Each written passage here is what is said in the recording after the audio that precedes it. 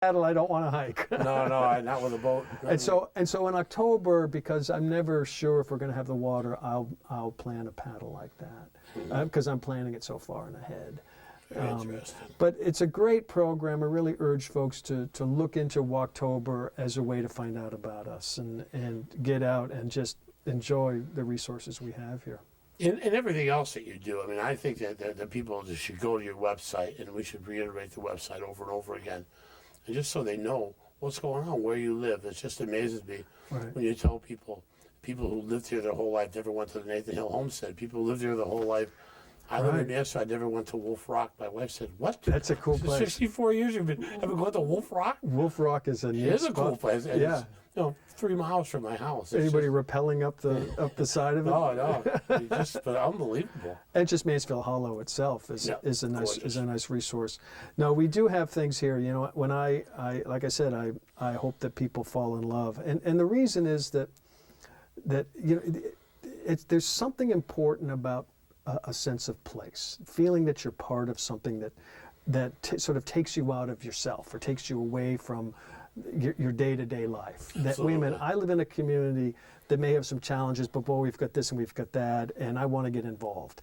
Or I really love nature that's in my backyard. Well, maybe there's a land trust that could use me to go help them in some way, to help them clear trails or something. And that's what a sense of place can give you, or getting involved with the downtown partnership that cares about a town like Danielson or a town like Putnam or a town like Willimantic that's trying to do all sorts of great events and get people actively coming down and taking advantage of the local businesses that are there. That's a sense of place. Certainly, as you described in my life. I mean, I just adopted Willimantic. I live in Mansfield, but I adopted it. I just love what they do. I love how they're trying to revive the downtown. Yeah. And I have some connections with Putnam too. Yeah. And I just have so much respect for people, especially the people who live here, who just want to just make it better and want to make it. It's really true. Yeah. There is a real sense of community spirit here, and what do we do as an organization?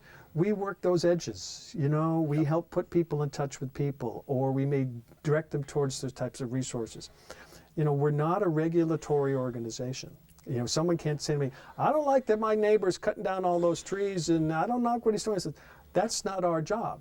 But what we can do with some of the work that we've done in the past is to work with communities to think, do you have a conservation commission?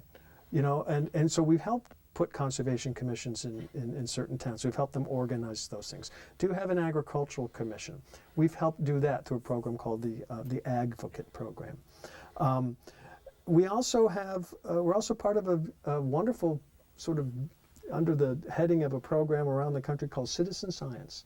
Well, citizen science is people like you and me that aren't scientists, but you know what? I can go out to that one spot that I care about, and I can count the eels as they come up the river, or I can follow the scientists' protocols and test the water, or I can the bird count on Christmas. The bird count on Christmas. Audubon Society and the Connecticut DEP have wonderful opportunities. There's something with eagles too, because I love eagles. Well, the Connecticut DEP is it organizes the midwinter eagle count. That's a national program that happens. And I found out about it some years ago because we were seeing eagles on the river a lot. And then I saw the report from the DEP said there was one eagle on the Quinnebog. And I said, oh, there's more than that. How many volunteers do you have? And let me help. And so I then put together, for all of the Lash Green Valley towns that are within northeastern Connecticut, I put together the volunteers for the midwinter eagle count for the Connecticut DEP. We have about 50 people to go out.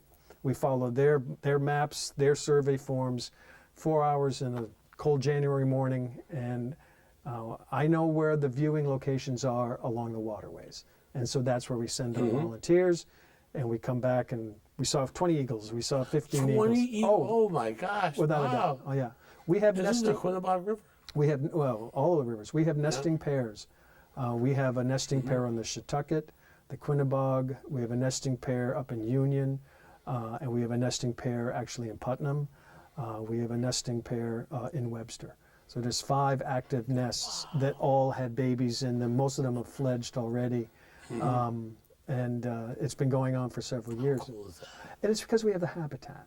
It's because we have the water.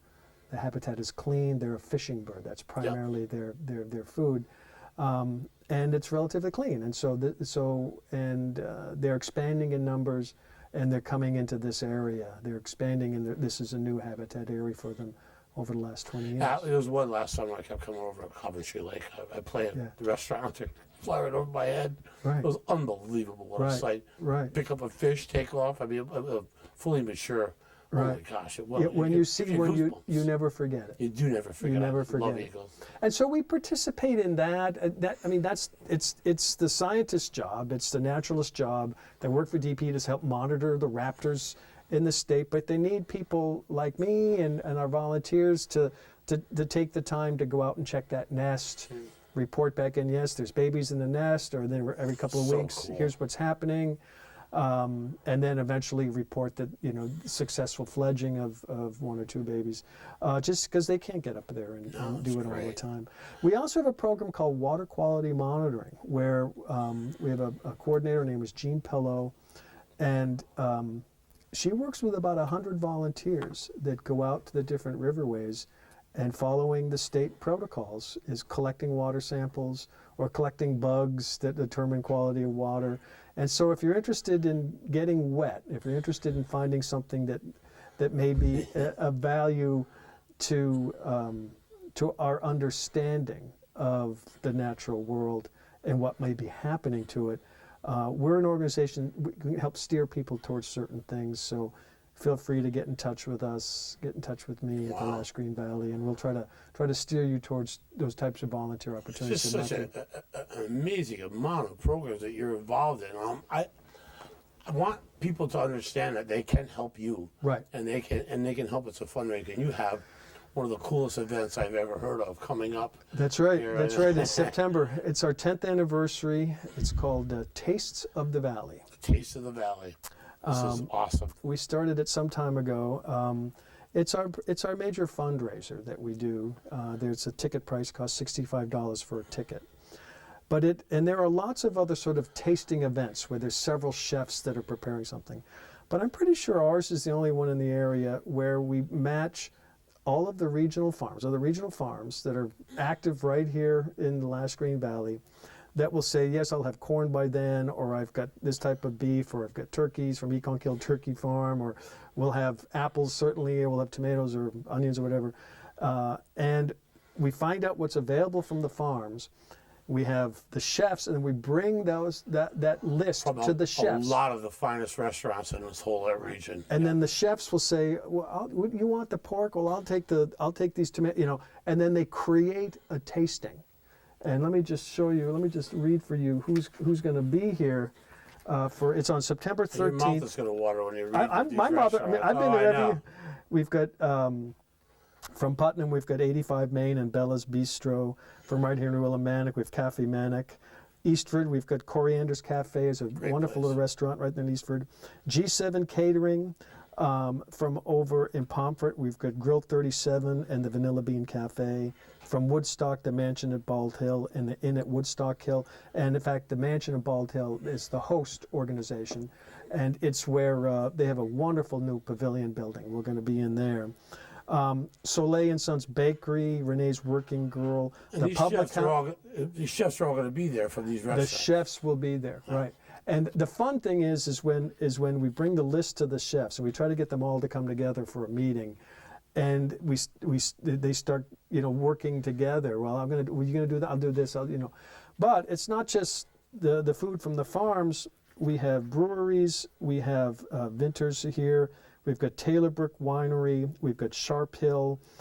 We've got Hosmer Mountain Soda. That's local. They're great what they do. Black Pond Brews, Bentley Brewing. Ben's Beans is a new coffee roaster in Putnam. They're going to be there. And a lot of our local farms. I mean, the list is huge. Tickets, you can get tickets off our website now.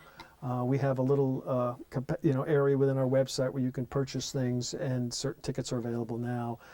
Invitations have just gone out into the mail to people already on our mailing list. But anybody can get a ticket, and We've usually sold out. Our capacity is going to be bigger this year because of the size of the room we're going to be in. Wonderful.